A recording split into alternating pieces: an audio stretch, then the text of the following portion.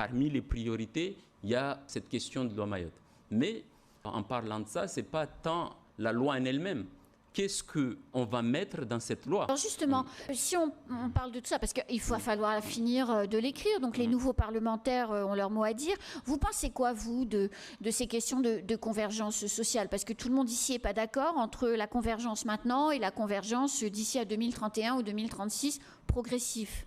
Moi, je pense que cette façon de voir, en tout cas, ce logiciel, il est dépassé. Aujourd'hui, par rapport à la situation de Mayotte, tout est urgent et il faut faire tout en même temps. Donc, oui, mais ça, c'est pas possible. Il faut le faire.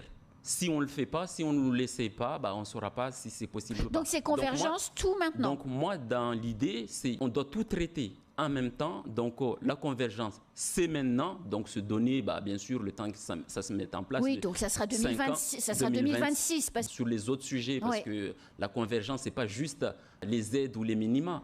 Là, il faut accompagner les entreprises. Parce que souvent, on dit, oui, il faut aider les entreprises et il faut que l'État les aide.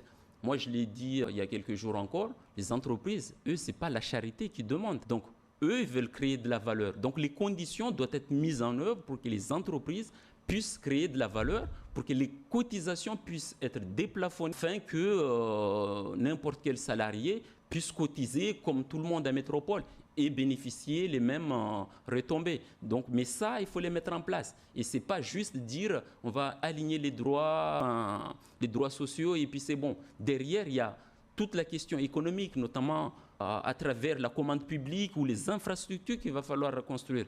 Or, aujourd'hui, on n'en parle pas. On parle de convergence, mais pour moi, pour arriver à cette convergence, il faut accélérer le développement, accélérer la construction des infrastructures, permettre aux collectivités de mettre en place ces projets-là. Et aujourd'hui, ils ne sont pas en mesure de faire.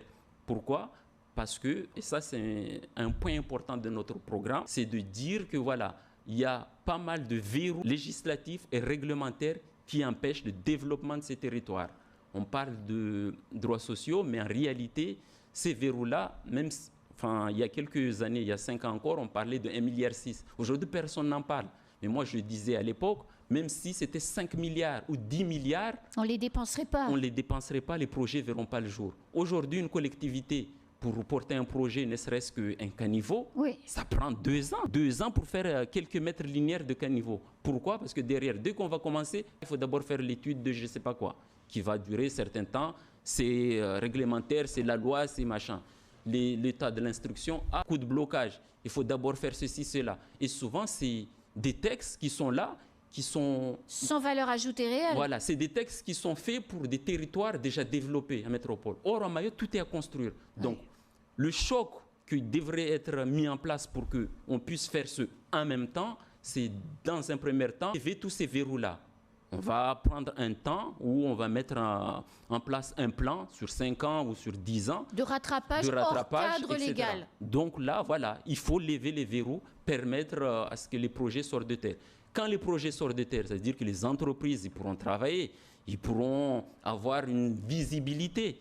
L'incertitude n'y sera plus. Donc, ce ne sera plus un problème pour le chef d'entreprise de recruter ou d'augmenter les salaires. Donc, la question de convergence ne se posera pas, puisque du coup, on déplafonne, les entreprises ne seront pas en difficulté, ils pourront payer les salariés. Donc, c'est ça notre vision. Ce n'est pas de dire, on fait d'abord ça, et puis on attend, ou dans 25 ans, la convergence, etc.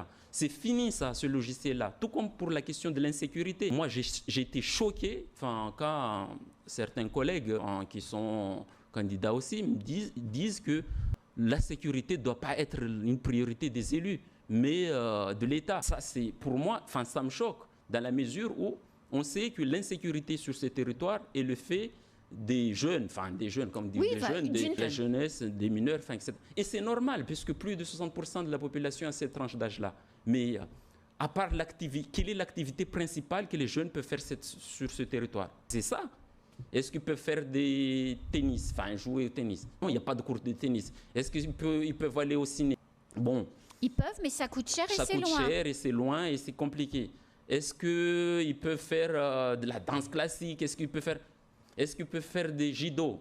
Non, oui, un peu, c'est limité. Mais ça coûte cher. Voilà. Donc, pour moi, pour permettre de régler la question de l'insécurité, c'est déjà mettre en place, en tout cas cette offre de services, mettre en place des politiques publiques envers cette jeunesse-là.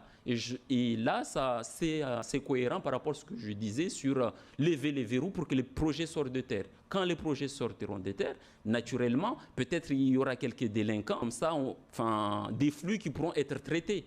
Mais même si on fait 3 à 4 prisons, on va pas mettre tout le monde en prison. Voilà.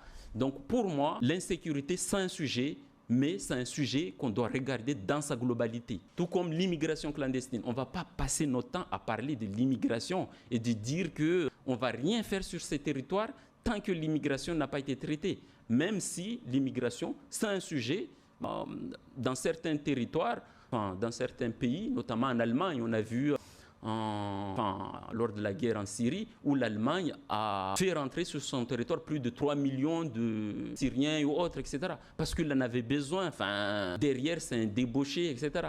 Donc, pour nous, il faut qu'on puisse maîtriser l'immigration clandestine, l'immigration qui est là, pour que ça ne soit pas un handicap, mais que ça soit un atout pour le territoire et construire le territoire. Puisque les projets dont j'ai parlé tout à l'heure, il va falloir les faire. Et que ça veut dire qu'il faut des gens formés pour faire tout cela.